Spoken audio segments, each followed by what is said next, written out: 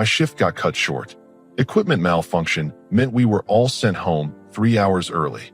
I pulled into the driveway around 2 in the afternoon. Her car was there. I grabbed my work bag and headed toward the side gate instead of the front door. Needed to check if the pool filter was still making that weird noise. That's when I heard it. Laughter. Her laugh, specifically, and a man's voice. I stopped. The rational part of my brain tried to come up with innocent explanations. Maybe a repairman? But something in my gut told me to move carefully. I approached the wooden fence quietly. The gate was slightly ajar. She always forgot to close it properly. Through the gap, I could see straight into the backyard. There they were, my wife and Maddox. Maddox Tate, married to Melanie for 6 years. The same guy who'd shaken my hand last weekend while talking about loyalty. They were in the hot tub, both of them.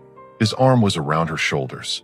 She was leaning into him, laughing at something he'd said. I stood there for maybe 10 seconds. Then I pulled out my phone and snapped 2 quick photos through the fence gap. Clear enough to show who was there and how close they were sitting. Clear enough that no lawyer would need an explanation. I backed away from the fence and moved to the gate latch. The metal clicked softly as I locked it, not loud enough to carry over the bubbling water and their voices. I tested it once. Locked solid. The fence was 6 feet tall. No easy way over. The only other exit was through the house, and I'd be watching the front door. I walked to my truck and sat there. This wasn't rage. This was cold calculation. I pulled up my contacts and found Melanie. We'd only met a handful of times at couple gatherings. She definitely didn't deserve this. The phone rang twice. Hello. Melanie, it's me. I need you to come to my house right now. What? Is everything okay? Your husband is here. In my backyard.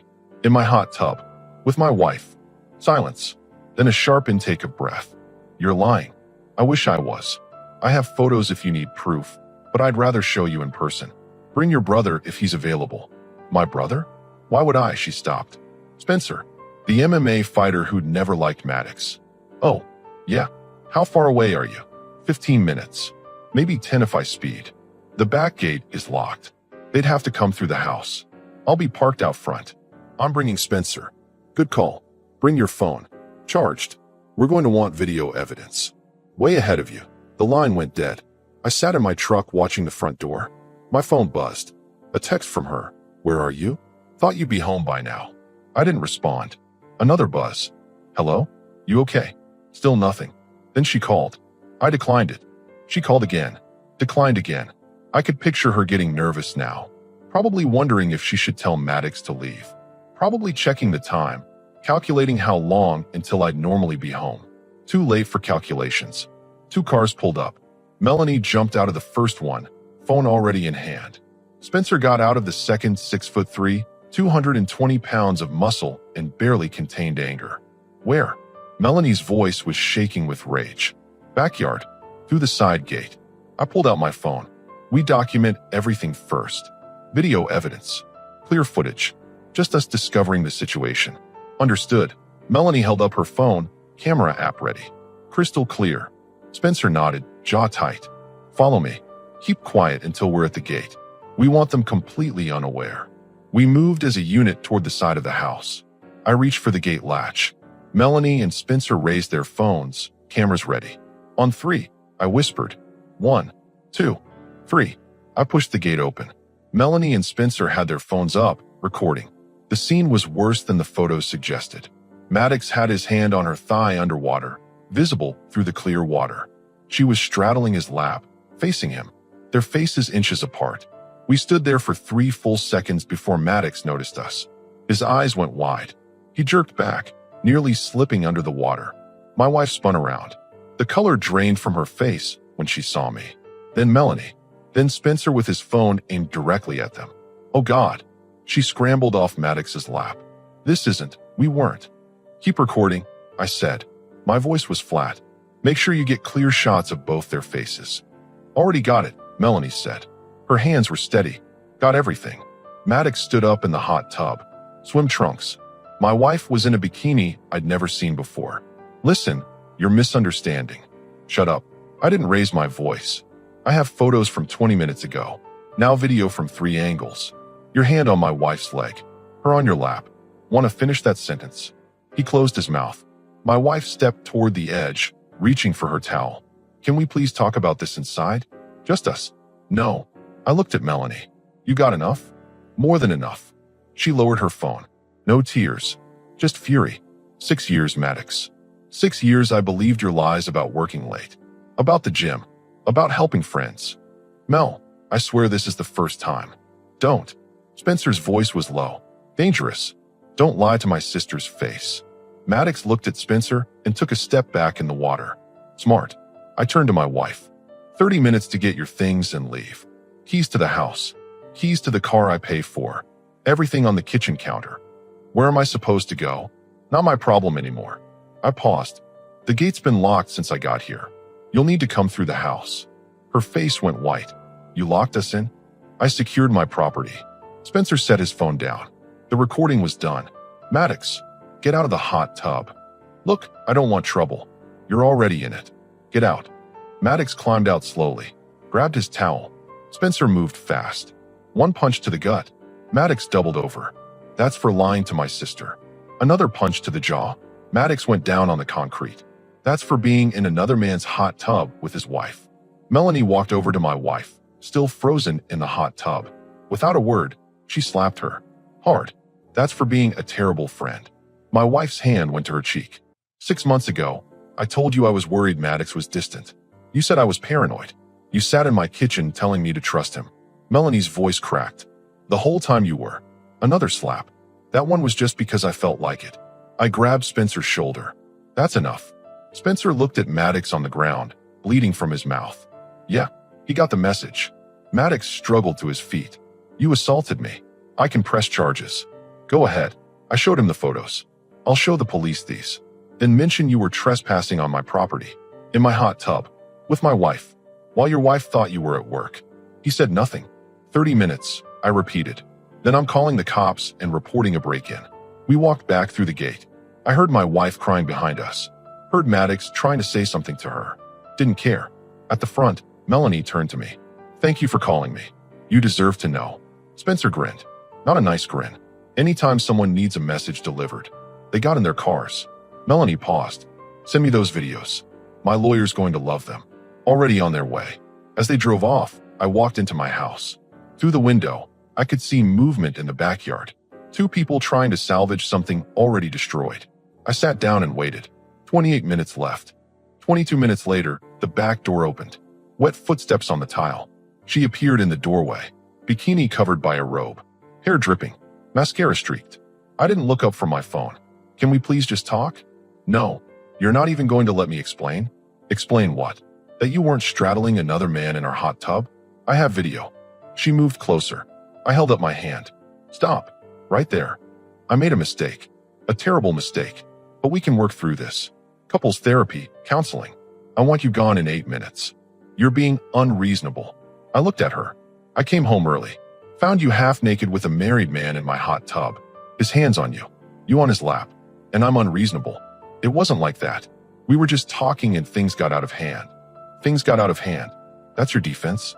You put on a bikini, invited him over while I was at work, and oops, things just happened. No response. How long? I asked. What? How long has this been going on? Today was the first. Stop lying. Melanie told you 6 months ago she was worried about Maddox. You convinced her she was paranoid. You don't do that unless you're protecting him. So how long? Her lip trembled. For months. For months of lies. Get your stuff? 6 minutes. Where am I supposed to go? Call Maddox. I'm sure he'll figure something out. Or maybe not, considering Spencer rearranged his face. She started crying harder. I don't have anywhere to go. Your friends know what you did by now. Melanie's probably sent that video to everyone. You made your bed. Lie in it. Alone. You're cruel. This is why I. Finish that sentence. Tell me this is my fault. Tell me I drove you to cheat. Give me one more reason to make this divorce ugly. She closed her mouth. Smart. I pointed upstairs. For minutes. She ran up. I heard drawers opening, things being thrown around. My phone buzzed. Melanie, Maddox showed up. Tried to get his stuff. Spencer wouldn't let him in. Police called. He's being charged with trespassing. I typed back. Thanks. How are you holding up? Better than he is. Footsteps on the stairs. She came down with a garbage bag of clothes. Keys. I said, holding out my hand. She dug in her purse, pulled out the house keys and car keys, dropped them in my palm. Can I at least take some furniture? The dishes? No, that's not fair. I paid for some of those. With money from the joint account I deposited into. My money, my house, my stuff. You want fair? Fair would be me sending that video to your employer. Fair would be posting it online. Her eyes went wide. You wouldn't. Try me. Push one more inch and find out. She headed for the door, bag dragging. Wait. She turned, hope in her eyes. Your wedding ring. Leave it on the counter. The hope died. She twisted the ring off. Set it down next to the keys. Tiny click of metal on granite. Goodbye. She stood there, waiting for something. Forgiveness. A crack in the armor. I gave her nothing. She walked out. Door closed. I heard her car start outside. Not my problem anymore. I picked up the wedding ring. Light. Meaningless. Dropped it in the kitchen drawer with spare batteries and rubber bands. Things that might be useful someday, but probably wouldn't be. My phone rang. Unknown number. Is this Maddox Tate's residence? Professional voice. No. This is his wife's boyfriend's house. Well, ex-wife's house now. You want Maddox? Try the county jail. He's being processed for trespassing. Oh, I'm sorry. If you're calling about work, he won't be in for a while. Personal issues. The kind involving lawyers and angry brothers-in-law. I hung up. Silence in the house. Complete silence. No TV. No music. No sounds of someone else in my space. Just me. And for the first time in 4 months, probably longer, that felt exactly right. The next morning, I woke up at 6. No alarm needed. Years of early shifts had wired my body that way. The house was quiet. Different kind of quiet than yesterday. Yesterday's quiet had been tense, loaded with confrontation waiting to happen. This quiet felt clean, permanent, like the silence after a storm passes and you can finally assess the damage and start rebuilding. I made coffee, just 1 cup, sat at the kitchen table scrolling through my phone. 12 missed calls from her number, 37 text messages. I didn't read a single one, just blocked the number and deleted the thread. Whatever she had to say, she could say it through lawyers. First order of business, find a lawyer. I called an old friend from high school, Garrett, who'd gone into law. Not family law specifically, but he'd know someone good. You need a divorce lawyer? He said after I explained the situation. Man, I'm sorry. But yeah, I know exactly who you need. Curtis Goodwin. Handles divorces exclusively. Guy's a machine. Professional, efficient, doesn't mess around with emotional appeals. Just facts and results. Want me to text you his number? Please. 10 minutes later, I was on the phone with Curtis's office, booking an appointment for that afternoon. His secretary said he'd had a cancellation and could fit me in at 2. I took it. I spent the morning organizing documents. Bank statements, lease agreement, title to my truck, receipts for major purchases. Everything that proved what was mine versus what was ours. Turned out most things were mine. The furniture I'd bought before we got married. The TV I'd saved up for. The dishes were hers, but I didn't care about dishes. At 1:30, I drove downtown to Curtis's office. Small building, 3rd floor. Professional, but not flashy. The waiting room had leather chairs and outdated magazines. I didn't have to wait long. Curtis Goodwin was maybe 50, graying at the temples, sharp eyes behind wireframe glasses. He shook my hand with a firm grip and gestured to a chair across from his desk. So, tell me what happened. I did. The whole story. Coming home early, finding them in the hot tub, locking the gate, calling Melanie, the confrontation, the videos, kicking her out. I showed him the photos and videos on my phone. When the video played showing my wife straddling Maddox in the hot tub, Curtis actually smiled. Not a happy smile. A lawyer's smile. The kind that says this case just became very easy.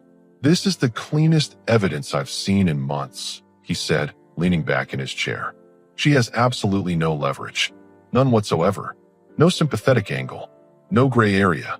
This is about as black and white as it gets. How long will it take? Depends entirely on whether she contests. With evidence like this, if she's smart and doesn't fight it, 6 to 8 weeks. We file for irreconcilable differences, cite the infidelity with proof, and she signs. Done. And if she does fight it, Curtis's smile got sharper. Then we make it expensive, painful, public. I drag it into court, put that video on the record, depose everyone involved. Her best friend whose marriage she destroyed. The brother who beat her boyfriend. Your neighbors who probably heard everything. We make it so thoroughly humiliating that she wishes she'd just signed. I like your style. I've been doing this for 23 years. I've seen every trick, every excuse, every desperate attempt to salvage something from a burning building. Your wife doesn't have a leg to stand on. My recommendation? We send a clear message through her lawyer. Sign the papers, accept the terms, walk away quietly, and this stays between us. Fight back, and that video becomes public record. Anyone can access it. Her employer, her family, everyone. Do it. We spent the next hour going through everything. Assets, debts, property. The house was in my name. I'd been renting for 3 years before we got married, and the landlord had never added her to the lease. Most of the furniture I'd bought before the marriage. My truck was paid off and titled to me. Her car was in her name, though I'd been making half the payments as a courtesy. Joint bank account had about $8,000 in it. I want to split that evenly, I said. $4,000 each. I don't want her claiming financial abuse or that I left her with nothing. Curtis raised an eyebrow. You're being more generous than you need to be. With this evidence, you could argue she forfeits her share. I'm being strategic. I want this clean. No loose and she can grab onto later. $4,000 is a small price to pay for a drama-free divorce. Fair enough. Smart thinking, actually. Can't accuse you of being vindictive if you're splitting shared assets down the middle. He made notes. What about personal items?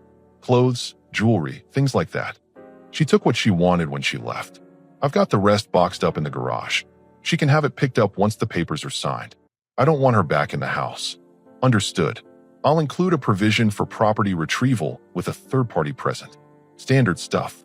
Curtis looked up from his notepad. Anything else? Pets. Shared debts? Credit cards. No pets. She has a credit card in her name that I'm not on. I've got one in my name she's not on. No shared debt besides the joint account. This really is straightforward.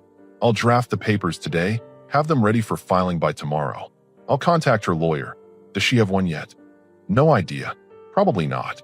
Then she'll need to get one quick, because I'm giving her 72 hours to respond to the initial filing. After that, we proceed whether she's ready or not. I left Curtis's office feeling lighter than I had in days. One major step down. Everything was in motion now. No going back. Not that I wanted to go back, but there was something final about involving lawyers that made it official. My phone rang as I was getting in my truck. Unknown number. I almost didn't answer, but something made me pick up. Yeah. Hi. Is this? A woman's voice, hesitant. Is this Melanie's friend? From yesterday? Speaking. This is June. Melanie's mom. She gave me your number. I hope that's okay. I wanted to thank you for what you did. For calling her. For not just handling it differently. She deserved to know what was happening. She did. And she does. No, I mean, about everything now. June's voice got harder. Maddox called me last night from jail. Had the nerve to ask me to post bail. Said it was all a misunderstanding. That Spencer attacked him unprovoked. What did you tell him? I told him he could rot in that cell for all I cared. That he destroyed my daughter's marriage and betrayed her trust. Then I hung up on him. He's called 4 more times. I blocked his number. Despite everything, I almost laughed. Good. He doesn't deserve your help. No, he doesn't. Melanie's doing better than I expected, honestly. She's angry, which is healthy. Better than sad. Spencer's staying with her for a few days, making sure Maddox doesn't try anything stupid when he eventually gets out. Smart move. How long do you think they'll hold him? Trespassing charge? Probably just overnight, maybe 48 hours. But it's enough to scare him. And Melanie's already filing for a restraining order. Between that and the assault charge Spencer could technically press, Maddox isn't going to risk coming near her. Good. Tell Melanie if she needs anything, character witness, testimony, whatever. I'm available. I will. And I'm sorry about your wife. Ex-wife. Whatever she is now. Melanie told me you two were married. That must make this even harder. Honestly, it doesn't. I think I checked out emotionally the second I saw them in that hot tub. Everything since then has just been logistics. June made a sympathetic sound. That's probably your brain protecting you. The anger will come later. Or the sadness. Or both. Just be ready for it. I'll keep that in mind. Thanks for calling, June. Anytime. And seriously, if you need anything, reach out. You did right by my daughter. That matters. After we hung up, I sat in my truck for a minute, staring at the downtown buildings. My phone buzzed. Text from a number I didn't recognize. Hey, it's Tracy, Melanie's friend from the gym. Just heard what happened. Wanted you to know everyone's on your side. What she did was disgusting. If you need anything, let me know. Then another text. Different number. This is Brooke. Heard about everything through Melanie. That video is making rounds in our friend group. Just wanted to say you handled it way better than most guys would have. Respect. So the video was out there. Melanie had sent it around. Good. Let everyone know exactly what kind of person my ex was. Let her face the social consequences of her actions. Another text, this one from Spencer. Maddox got out this morning. Tried to come to Melanie's place. I was there. He saw me on the porch and kept driving. Coward. I texted back. Keep me posted if he tries anything. Will do. How you holding up? Better than expected. Got a lawyer. Papers being filed tomorrow. Fast. I like it. No point dragging it out. Exactly. Over the next few days, I settled into a new routine. Work, home, gym, sleep. Simple. Clean. No drama. No lies. No checking my phone wondering where she was or who she was with. I changed the Netflix password. Changed the Wi-Fi password. Changed the locks on the house. Landlord approved it since she wasn't on the lease. Every evening when I came home, it felt more like my space. Not our space. Mine. Wednesday afternoon, I was at work when Curtis called. Her lawyer reached out. She got a lawyer? That was fast. Some guy named Raymond Moon. Works out of a strip mall office. Not exactly top tier, but he knows enough to be dangerous if we let him. What did he want? She wants to negotiate. I laughed. Actually laughed. Negotiate what? She's got nothing to negotiate with. That's essentially what I told him. But apparently she thinks she deserves half of everything because you were married and she contributed to the household. She contributed to the household by sleeping with another man in our hot tub. I pointed out something similar. Less colorfully. Her lawyer knows he has no case. He basically apologized for having to make the call. Said his client is insisting. What did you tell him? That the offer stands as written. She gets her personal property for $1,000 from the joint account and the car that's in her name. That's it. No furniture, no household items, nothing from the house. She signs by Friday at 5 p.m. or we file publicly on Monday morning. Her choice. And if she doesn't sign, then Monday morning, I walk into the courthouse with that video on a flash drive and file it as evidence. It becomes public record. Anyone can request it. Her employer, her family, random strangers on the internet who like divorce drama. I made sure her lawyer understood that. Good. Let her think about that over the next 48 hours. Thursday dragged. I kept expecting a call from Curtis saying she'd signed, but nothing came. Thursday night, I went to the gym and worked out until my arms shook. Came home, showered, ate a frozen pizza, and watched a movie I'd been wanting to see for months, but she'd always said looked boring. It was boring, but I watched the whole thing anyway, just because I could. Friday morning, I woke up to 3 missed calls from an unknown number and a voicemail. I played it on speaker while making coffee. Hi, this is Raymond Moon, representing your wife in the divorce proceedings. She'd like to meet with you in person to discuss the terms. She feels that a face-to-face conversation might be more productive than communicating through lawyers. If you could call me back at this number. I deleted the voicemail and called Curtis. Did her lawyer just try to get me to meet with her in person? Did he? That's inappropriate. You're both represented. All communication should go through us. That's what I thought. What do I do? Nothing. Don't respond. I'll call Moon and remind him of the rules. If your ex wants to talk, she can do it in writing through her attorney. Thanks. At work, I couldn't focus. Kept checking my phone. Finally, at 2:30, Curtis called. She signed. 2 words. Just 2 words. But they carried the weight of 2 years of marriage dissolving into nothing. Just like that. Just like that. I got the signed documents 10 minutes ago. Papers are filed. You're officially separated as of this moment. Divorce will be final in 60 days, barring any complications, which there won't be because this is about as clean as it gets. I sat down in the break room. Huh. You okay? Yeah, I think I am. I thought I'd feel, I don't know, something, but I just feel relieved. That's normal. You've been in crisis mode since this happened. Now that the major decision is made and the process is started, your brain can finally relax a little. Curtis paused. For what it's worth, you did everything right. You documented. You acted fast. You didn't do anything stupid or illegal. Some guys in your situation would have burned the house down or destroyed her stuff. You kept your head. That's impressive. I wanted it done, not drawn out. And it will be. 60 days, and you're a free man. Congratulations. After we hung up, I sat in the break room for another 10 minutes, staring at my phone. Should I feel sad? Angry? Something other than this weird sense of relief? My phone buzzed. Text from Melanie. Spencer told me your papers got filed today. How are you doing? Surprisingly okay. How about you? Same. Filed mine yesterday. Maddox tried to contest, but his lawyer told him he was wasting his money. Signed this morning. So we're both officially getting divorced. We are. Spencer suggested we have a celebration thing next weekend. Nothing crazy. Just some friends, some drinks, and acknowledging that we both dodged bullets. You in? Yeah, I'm in. Good. Saturday night. My place. Bring beer if you want, but mainly just bring yourself. I went back to work. Finished my shift. Drove home as the sun was setting. The house was exactly as I'd left it. No surprises. No drama. No one waiting to ambush me with tears or apologies. Just quiet. Just peace. Just mine. I ordered Chinese food, ate it straight from the containers, watched whatever I wanted on TV, and went to bed at 9 because I could. 60 days until it was official. I could wait. 3 weeks later, I got a call from an unknown number. Please don't hang up. Her voice. I'm outside your house. With a therapist. Dr. Baxter. She specializes in marriage reconciliation. Just give us 10 minutes.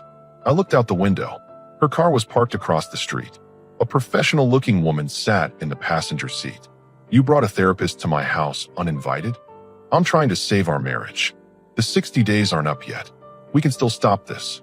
Part of me wanted to see how far she'd go, and I wanted this therapist to hear the actual story. 5 minutes. Outside. On the sidewalk. I walked out and locked the door behind me. They approached. My ex looked rough.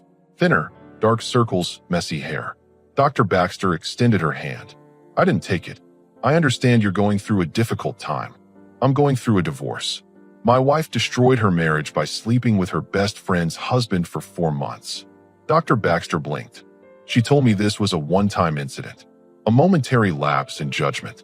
Did she mention I found her straddling him in our hot tub? That they'd been having an affair for months? That she helped hide it from his wife, her supposed best friend? That his wife showed up with her MMA brother who beat him unconscious? The therapist's professional smile vanished. She looked at my ex. You told me you kissed someone at a party. I simplified for the consultation, my ex said weakly. You lied, I corrected. Same thing you've been doing for 4 months. Dr. Baxter closed her clipboard. I don't appreciate being misled. I help couples overcome mistakes, not patterns of deception. She looked at me. I apologize. You were brought here under false pretenses. This is over, I said. My ex grabbed my arm. I pulled away. Don't touch me. You loved me once. That has to mean something. It did. Past tense. You killed it when you chose Maddox over our marriage. I made a mistake. Stop calling it that. This was 4 months of choices.